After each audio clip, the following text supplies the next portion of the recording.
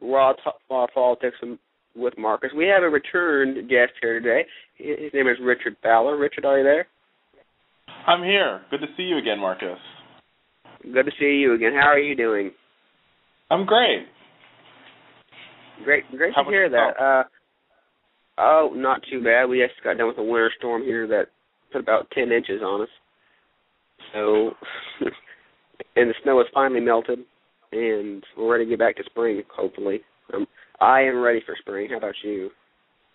I'm ready for spring, too. The district's weather has been great. We've had 52 degrees for the past few days, so we've been enjoying our pre-spring weather.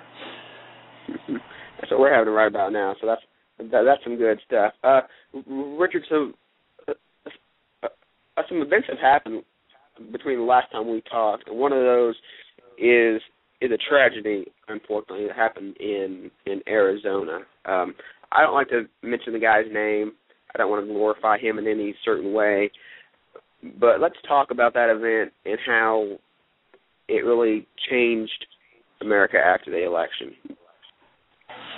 Well, I think I don't want to mention his name either, but what happened to Congressman Gabby Giffords and the 9-year-old girl and the members of her staff, members of the community, is tragic. What I think it's done is it's raised the level of the conversation in Washington. We saw in the president's speech that he gave to Tucson, he talked about how no matter what our political differences are, at the end of the day, we're all American. And so we need to stop this conversation about you're not American or you're not American. With all of us being born in America, we're all American, and we can have our differences, but we have to find ways to work together so we can improve the lives of the American people. Mhm. Well, one thing that came out of this is a lot of blaming going on, and I particularly didn't like that. A lot of people blame Sarah Palin, and unfortunately, I don't think she deserves the blame all that much as she's getting. Do you? I don't blame Sarah Palin either. I think at the end of the day, I think what this whole Sarah Palin situation does bring up is the fact that we need to change the tone of the conversation in Washington. I think every party is responsible for putting targets on folks, but this hate speech that we've begun to see at the beginning of this past November elections, this comparing the president to Hitler, comparing Democratic members of Congress to using racial slurs to describe them, that conversation has to change. We have to be civil to one another, and I think that's what the president really touched on in his speech, is how we have to have civility, and in civility we can create real policy changes. Mhm. That's true, but a lot of stuff we need to look at also is because of the shooting, some things might be changing in the way of gun control, and I'm all for the NRA's right to protect a handgun, but when it comes to this kid had an extended banana clip, did he not, or something to the fact that he had a lot more ammo than he needed. Oh yeah. What are your thoughts on that? I think you're right. I think we have to have a conversation about gun control and about folks that are mentally disturbed receiving weapons and what we do to stop them from receiving weapons. What that gun control piece of legislation looks like, I don't know. I mean, we saw Mayor Bloomberg make the steps in the right directions towards pursuing gun control in New York City and how we continue to change our streets with gun control. But I think we have to wait to see what happens on the Hill in this new Congress to see what gun control looks like. I think it's really we're still shaping that policy, and it's really hard for us to sort of know what the policy should be. But there has to be some measures put in place to to stop mentally disturbed folks from getting weapons. Mhm. Well, there's there's handguns and then there's assault rifles, and I think there was an assault weapons ban, was there not, here not too long ago? Or did that run out with Bush? Or I can't remember. I don't know. I'm not really sure where the assault weapon ban piece of legislation is or what the policy currently is. I mean, at the end of the day, we have to work towards. While we do believe, and I strongly believe in the Second Amendment, I think you have to take that amendment in context. And when that amendment was created, it was created at a time in America where we didn't have a standing army, and because we didn't have a standing army, states were allowed to create militias, and these militias were allowed to bear arms. And don't get me wrong, I think arms can be used for recreational purposes such as hunting. and such as, those type of recreation purposes. At the same time, when you have a gun and your point to have this gun is to produce harm on folks, like the gentleman that committed the tragedy in Arizona, we have to find a way to stop those folks from getting weapons. Yes. Let's turn our attention from that to talk a little bit, if you don't mind, about Egypt. I have not really been following. I honestly don't know what to think of it. I mean, is this a slow Newsweek feed, or really should we care about Egypt? Well, we should definitely care about Egypt. I think the United States' relationship with President Mubarak, and the fact that Egypt has been a keystone in America's Middle Eastern policy means we should care about Egypt. But at the same time, as a country that promotes democracy and has supported democracy since our creation, we have to support the people's right to have a democracy. And the people in Egypt want democracy. They've been yearning for democracy, and their right to protest and their right to demand democracy is something that we take very seriously in America. And I think we should begin to support this transitional government as we move forward. I'm happy to see that Mubarak has made the right decision to step down. And we just need to continue to move forward. But at the end of the day, what we're seeing in Egypt is a dominant. I think what everybody is sort of bracing for, I know the State Department is really bracing for it, is that what we're seeing in Egypt is a domino effect, and what happens in Egypt is going to affect the entire region. We saw Tunisia fell first, and they're creating a new government. Now Egypt, Algeria has also fallen, Bahrain, Yemen, Jordan, Syria, and what's happening in Iran. So I think we have to play this very carefully, and without speaking too much on it, because I think Hillary Clinton and Secretary Clinton and President Obama definitely have to make some decisions on that. We have to sort of figure out what our policy looks like going towards the Middle East and how we support people who yearn for democracy and freedom. Yeah, there's a whole lot of stuff going on overseas, and I really can't keep up with it. I was watching CNN last night, and Anderson Cooper was talking about that one of the female reporters was sexually assaulted. Right. And he himself was attacked, I believe. Is it really a safe place for reporters to be, or are those just random incidents? I wouldn't say they're random incidences. We know the folks that were responsible. Mind you, I'm not on the ground in Egypt, so I'm not really sure. But a lot of the pro-democratic protesters, the anti-Mubarak protesters, supported the journalists, and it was the pro-Mubarak folks that were attacking the journalists because the journalists were showing the catastrophe on the streets and this yearning for democracy. And I think we should demand, because we have had freedom of the press in our country since our existence, we should demand other nations and our allies to have freedom of the press. Freedom of the press is how we begin to get information out to the people, and we begin to communicate to people, and that is what Anderson Cooper, as well as the journalist that was assaulted, as well as Katie Couric and Christina Yamanpour, have been talking about freedom of the press. And what the government part of the government regime was to suppress the press, because in suppressing the press, you basically take away, the fact these people are protesting. You take that away from the mainstream, and you take that out of the media. So people aren't seeing what's happening. And the key for a lot of these protests, very similar to what's happening right now in Wisconsin as we speak, is that it's key that the media gets attention to see these people that are fighting for their rights and their right to stand up and their right to be vocal.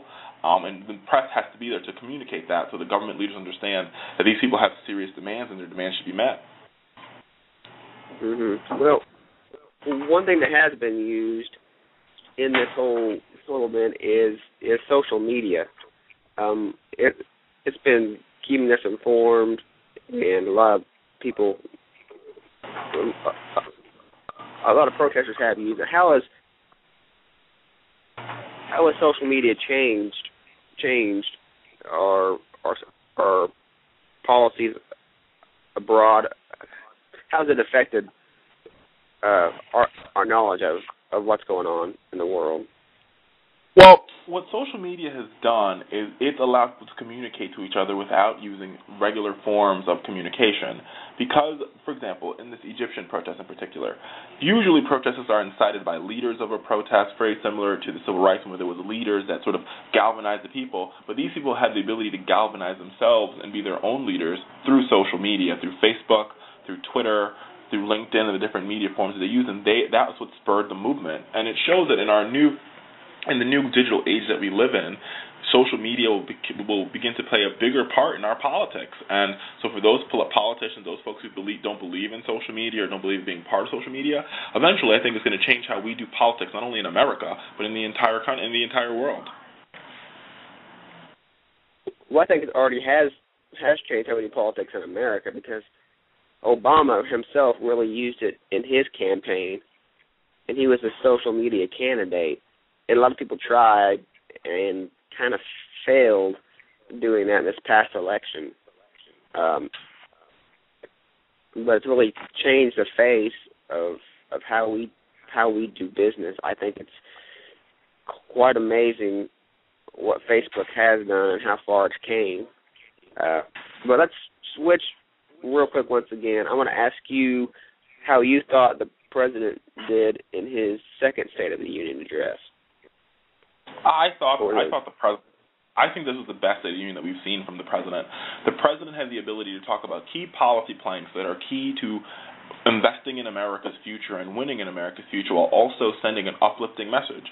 Knowing that the president was going into a new Congress where he had a lot of more foes than he had friends, he went in there with a message of this is how we win the future. We do big things in America, and that's why I'm proposing a robust plan to invest in high-speed rail, a robust plan to invest in America's education infrastructure, a robust plan on how we continue to work and fix health care. And he also addressed a lot of his naysayers. He said it pretty clearly in his speech when he discussed the health care bill, and he said, I'm willing to have a conversation about how we fix this health care legislation. I'm willing to even put tort reform on the table, which is not something that you would see a Democratic president do. But he was willing to put tort reform on the table, and yet what we've seen from the Republican caucus is repeal, repeal, repeal, and they haven't said how we replace. They want to repeal the legislation, but they refuse to have a conversation on how we provide health care to the American people. Do you think he's starting to win back some moderates who were starting to turn against him a little bit? No, I think he is winning back moderates. We saw his most latest approval rating. The president's approval rating is back in the 50s again. Partially through the lame duck, the other part through his State of the Union address. So he is starting to win back independents. He is starting to win back moderates. He's definitely rallying his base. And the question will be going into this, because the election cycles in this city have become shorter and shorter and shorter.